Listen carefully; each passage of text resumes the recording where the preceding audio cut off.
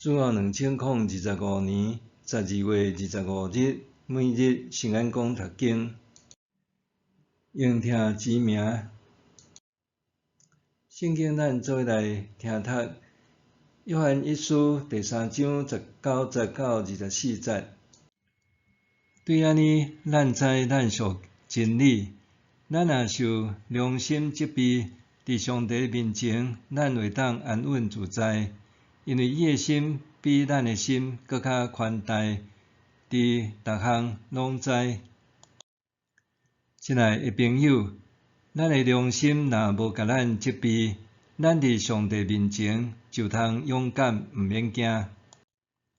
咱无论对伊求甚物，拢会得到，因为咱遵守伊的诫命，伫伊面前做伊所欢喜的事。伊的诫命是安尼：咱着信伊的囝耶稣基督的名，嘛着照伊互咱的命令三听。遵守上帝诫命的人，踮伫伊内面，伊嘛伫因内面。对上帝赐互咱的圣神，咱知上帝踮伫咱内面。应听指名。伫以基督信仰为主的国家，圣诞节是全家团圆的节期。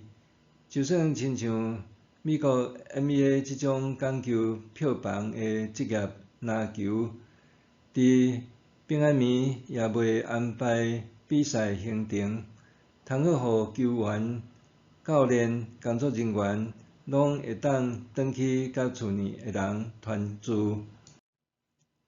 伫咱台湾，圣诞节也毋是全家团圆的节日，人通常是伫农历过年、清明节、中秋节等遮个传统节日转去厝里团聚。伫特别的节期转去团圆，是厝里人表达彼此相疼的方式。不过，也有人会因为某一寡情况对团圆感觉压力，直到选择缺席，却也因为安尼产生愧疚感。无转去厝里团圆的成员上大的压力，可能是来自某一寡厝里的人以爱之名责问，因无用同理心去理解对方缺席的原因，反正用所谓的疼，变成做是一种情绪的劳碌。伫教会中也有安尼的现象。当有人无法度出席团契、小组聚会，也是主日礼拜，有人就会用听起来亲像是咧关心，实际上是情绪劳碌的语言，造成袂通出席者的压力。检采好听话是要互人莫停止聚会，才袂离开上帝的疼。实际上可能只是为着要互聚会的人数搁较好看。当约翰一书不断讲到教会兄弟姊妹之间爱彼此相疼，作者详实伫批信的中心放这段的话：咱若受良心责备，伫上帝面前，咱会当安稳自在，因为伊的心比咱的心搁较宽大，伊逐项拢知。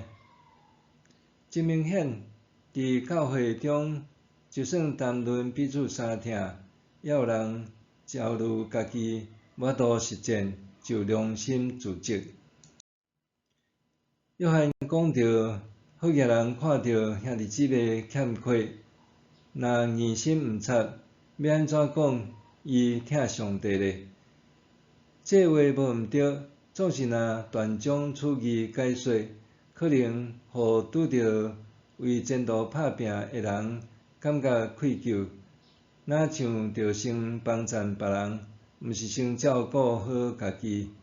对安尼的焦虑，作者提醒：上帝的心比咱的心搁较宽大，伊逐项拢知。这带予咱安慰，因为人毋是上帝，也袂当成做别人的审判者。咱所行的无需要甲别人做比较，是爱追求良心袂责备咱。若良心袂责备咱，那呢伫上帝面前，咱就会当坦然无惊。任何人拢无应该以爱之名来做情绪勒索之实，也袂当强迫别人去听人也是服侍，因为这只会互人伫良心自责下面做代志，导致人干那活踮别人的眼光下面，毋是活踮主的心意中。耶稣来到这世间，从来袂以爱之名强迫人跟对伊，反倒是互跟对伊的人得到平安。因为安尼，无论去听人也是服侍，是听，互咱通坦然无惊来到上帝面前，也只有安尼，才当得到真正的平安。这才是主耶稣诞生带来的真实意义。